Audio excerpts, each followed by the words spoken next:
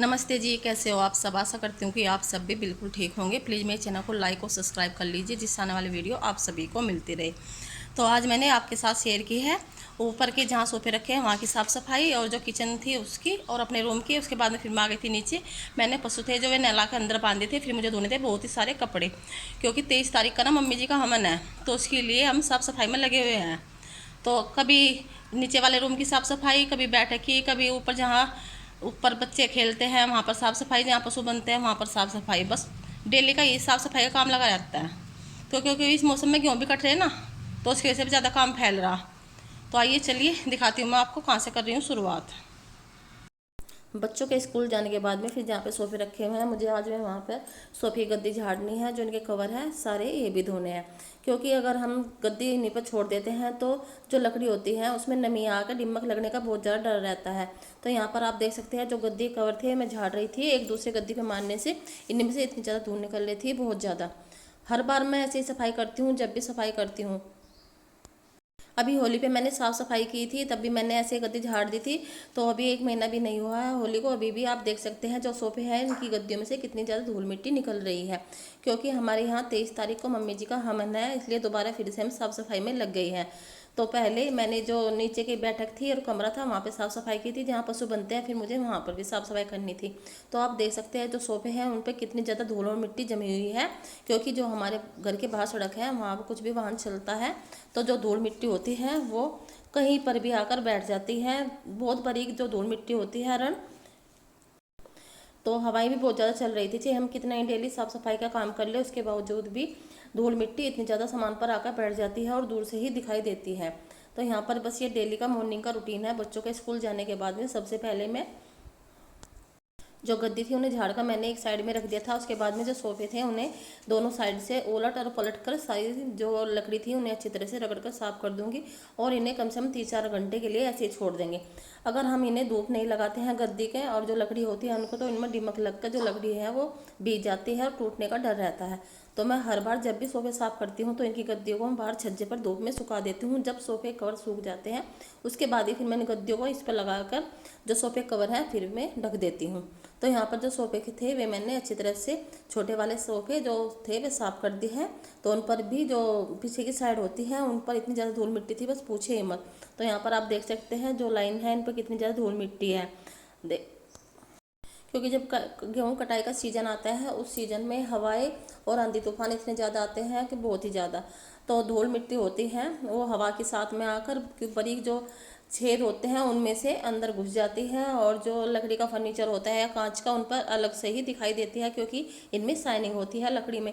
तो यहाँ पर जो सोफे थे वे मैंने अच्छी तरह से रगड़ कर साफ़ कर दिया। जो इनकी फट्टी थी बरीक वाली वे भी मैंने अच्छी तरह से रगड़ कर साफ़ कर दिया, क्योंकि जो इनकी किनारी थी इनमें बरीक बरीक धूल इतनी ज़्यादा चिपक गई थी, बहुत ही ज़्यादा। तो आप भी जब भी बैठक की अपनी साफ़ सफाई करते हैं तो जो उनकी गद्दी होती है उन पर हमेशा धूप लगाए, बिना धूप लगाए हुए गद्दी को इन पर नहीं रखना चाहिए। तो यहाँ पर मैंने जो गद्दी थी वे झाड़ दी थी और सोफे भी मैंने एक साइड में लगा कर छोड़ दिए थे। तो यहाँ पर जो धूल गिर गई थी सोफे के नीचे से उसे मैं अच्छी तरह से झाड़ू से एक साइड में इकट्ठा कर लूँगी, क्योंकि झाड़ू तो वैसे मैं सुबह डेली फेर देती हूँ, पर जहाँ पर सोफे रहते हैं तो वहाँ पर आज मैं दोबारा साफ़ सफाई में क्योंकि अगर हम बैठ के गद्दे या कुछ ऐसी गद्दी झाड़ते हैं तो उनके नीचे से इतनी ज़्यादा धूल निकल जाती है, बहुत ही ज़्यादा। तो यहाँ पर जो धूल थी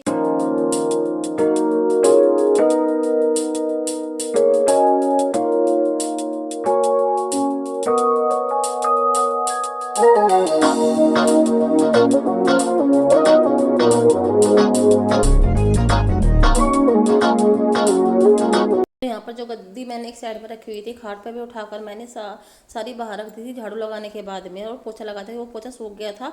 तो यहाँ पर ये गद्दी कम से कम 3-4 घंटे के लिए इन्हें मैं ऐसे ही धूप में छोड़ दूंगी। जो इनमें नमी होगी थोड़ी बहुत वो सूख जाएगी, फिर मैंने दूसरी साइड से भी पलट कर रख दूंगी।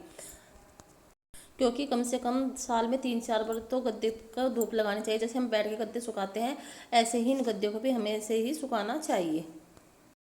तो यहाँ पर जो सोफ़े के नीचे मैंने गद्दे झाड़े थे, यानी कि सोफ़े की गद्दी, तो उनके नीचे से आप देख सकते हैं कितनी ज़्यादा धूल निकल गई है।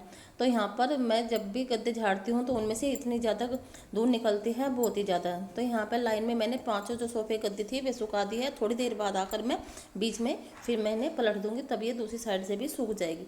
उसके बाद में फिर मुझे करनी थी अपनी रूम की साफ़ सफाई, क्योंकि बच्चे स्कूल में चले गए थे तो यहाँ पर सारे कमरे में उन्होंने सामान फैलाकर छोड़ रखा था।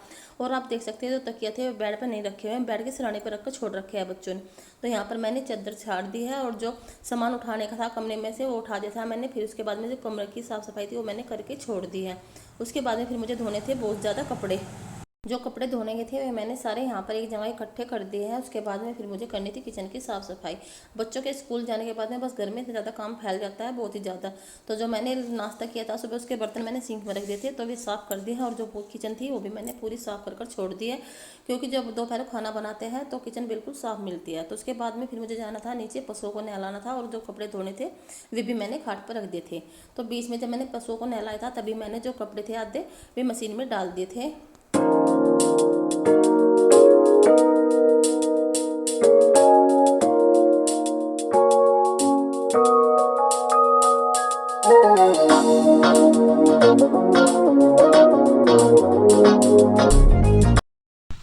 यहाँ पर जो पशु थे वे मैंने नहलाकर अंदर बांध दिए हैं। उसके बाद में फिर मुझे धोनी थी ये वाली बाइक, ये मैंने बाइक भी धो दी थी। तो यहाँ पर कुछ तो कपड़े धोकर मैंने कुर्सी पर रख दिए हैं और कुछ खाट पर। और ये सोफ़े कवर थे ये मैंने टब में डाल दिया धोने के लिए। कुछ अभी मशीन में घूम रहे हैं और ये जूते हैं ये भी धोने हैं। तो डेली बस साफ़ सफाई का काम ज़्यादा लगा हुआ है। और यहाँ पे जो ये ईंट इकट्ठी करी थी ये भी ऐसी कैसी पड़ी हुई है, ये भी बाहर डलवानी। और जो वहाँ पे ईंट है ये भी बाहर डलेगी, चल रही है, ये जाएगी उसके यहाँ मिस्त्री के यहीं वापस।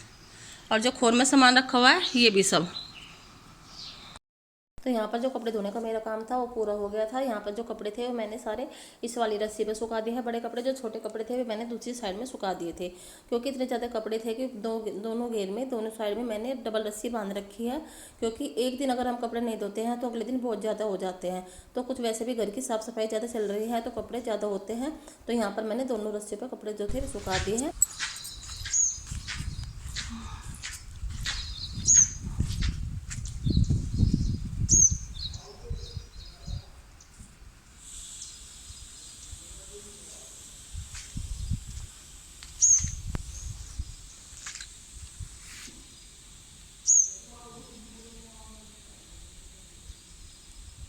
तो जो सोफ़े के कवर थे और फ्रिज का कवर वे भी सूख गए थे। उसके बाद में मैंने सोफ़े के कवर भी और फ्रिज के कवर लगा के छोड़ दिए थे। और आप देख सकते हैं धोने के बाद में इनमें कितनी ज़्यादा शाइनिंग आ गई है। तो आज की वीडियो में बस इतना ही। तो मिलते हैं हम नेक्स्ट वीडियो में, तब तक के लिए नमस्ते, बाय बाय। और कमेंट करके ज़रूर बताना कि आपको मेरी क्लीनिंग की वीडियो कैसी लगी। तो मिलते हैं नेक्स्ट वीडियो में, बाय।